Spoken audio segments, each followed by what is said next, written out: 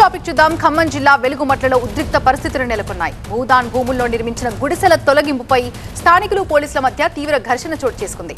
తమ వద్ద భూముల డాక్యుమెంట్స్ ఉన్నాయని బాధితులు చెబుతుంటే ఇది ప్రభుత్వ భూమి ఆక్రమణే అని అధికారులు చెబుతున్నారు.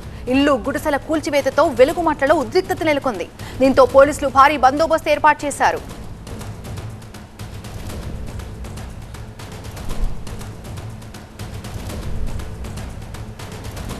ఖమ్మం శివార్లలోని వెలుగుమట్ల ప్రాంతం వినోబా నవోదయ కాలనీలోని భూదాన్ భూమిలో నిర్మించిన ఇళ్లను కూల్చివేయడంపై రగడ కొనసాగుతోంది. రాజకీయ పార్టీల నుంచి విమర్శలు వస్తున్నాయి. బాధితులకి అండగా ఉంటామంటూ అటు బీజేపీ ఇటు బీఆర్ఎస్ ఖమ్మం బాట పట్టాయి. పేదల ఇళ్లను కూల్చిన తీరు బాధాకరమన్నారు బీజేపీ ఎంపీ ఈటెల రాజేందర్. కాంగ్రెస్ అధికారంలోకి వచ్చి 2 ఏళ్లలో ఇప్పటి వరకు కూల్చడమే తప్ప పేదలకు గజం భూమి ఇచ్చిన పాపాన పోలేదన్నారు.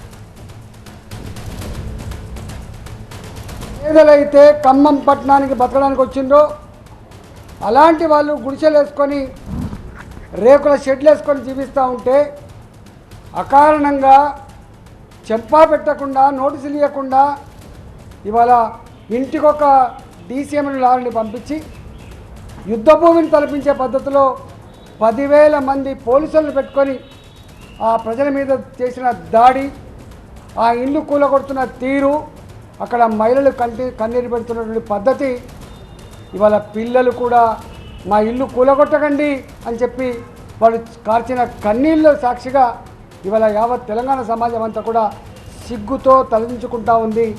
గీ ప్రభుత్వానికైనా గీ పార్టీకైనా గీ ముఖ్యమంత్రినా మనం తీసుకొచ్చుకుంటామని చెప్పి అలా మాట్లాడే పరిస్థితి వచ్చింది. అటు బీఆర్ఎస్ నేత కేటీఆర్ కూడా బాధితులని కలిశారు. బీఆర్ఎస్ అధికారంలోకి వచ్చిన వెంటనే కూల్చిన చోటే ఇళ్లు కట్టి గృహప్రవేశాలు చేయిస్తామని హామీ ఇచ్చారు.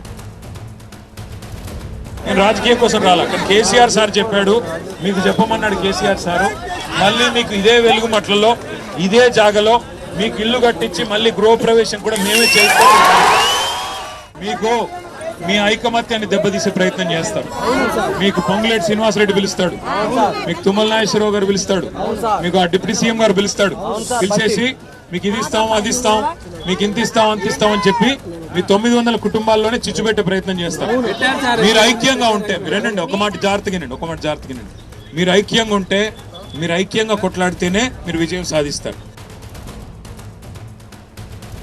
భూదాన్ బాధితుల్ని పరామర్శించేందుకు వెళ్లిన కేటీఆర్ కాంగ్రెస్ గురించి కీలక వ్యాఖ్యలు చేశారు. గాంధీ గారి స్ఫూర్తితో వినోబా భావే గారు అనే పెద్ద మనిషి స్టార్ట్ చేశారు భూదానం. ఆయన పేరు మీద మీరు కాలనీ పెట్టుకున్నారు, వినోబా భావే కాలనీ అని.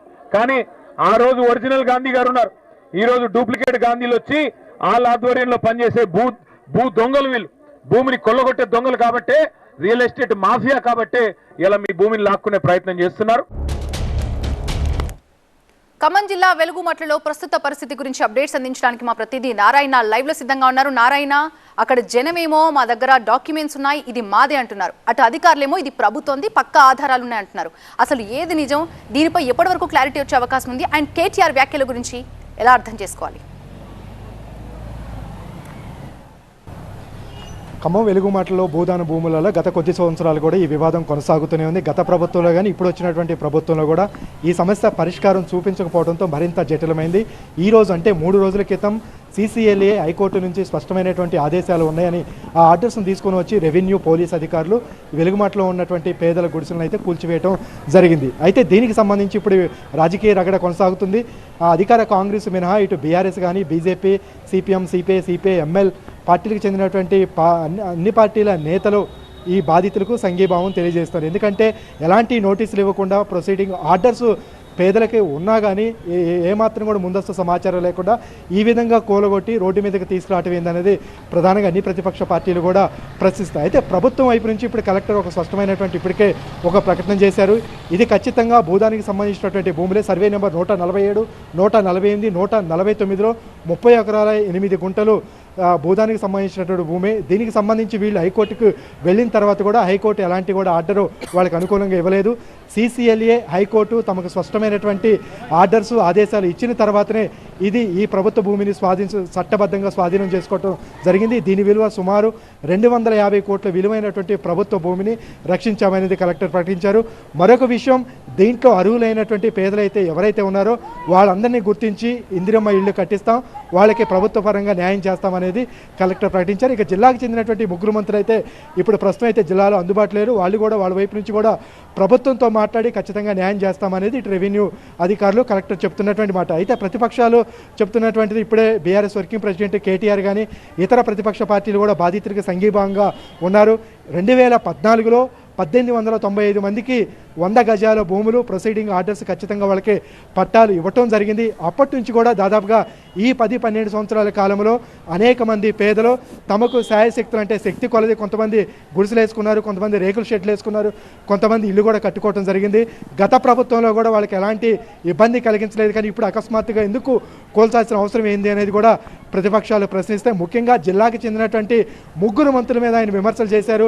ఆ పక్కన ఉన్నటువంటి భూములు కానీ రియల్ ఎస్టేట్ మాఫియా కోసం ఈ ముగ్గురు మంత్రులు కూడా ఈ భూదాన భూముల మీద ఖచ్చితంగా కన్నుబడింది. అందుకనే ముగ్గురు మంత్రులు కూడబలుకొనే ఈ కూల్చివేత కార్యక్రమం చేశారు. ఖచ్చితంగా 2 సంవత్సరాలలో కేసీఆర్ ముఖ్యమంత్రి అవుతారు, బీఆర్ఎస్ న్యాయ పోరాటం చేస్తుంది, మీ అందరికి కూడా ఇల్లు కట్టించి గృహప్రవేశాలు చేసేటువంటి కార్యక్రమం ఖచ్చితంగా బీఆర్ఎస్ చేస్తుంది, మీకు అండగా నిలబడుతుంది అనేది వర్కింగ్ ప్రెసిడెంట్ కేటీఆర్ కూడా స్పష్టంగా బాధితులకు హామీ ఇచ్చారు. అప్పటి వరకు న్యాయ పోరాటం కొనసాగిస్తూనే ఈ వచ్చే అసెంబ్లీ సమావేశాల్లో అసెంబ్లీలో కూడా ఈ సమస్యను లేవనెత్తుతాం, మీకు అండగా ఉంటామని ఆయన చెప్పడం జరిగింది. Right, thank you Narayana.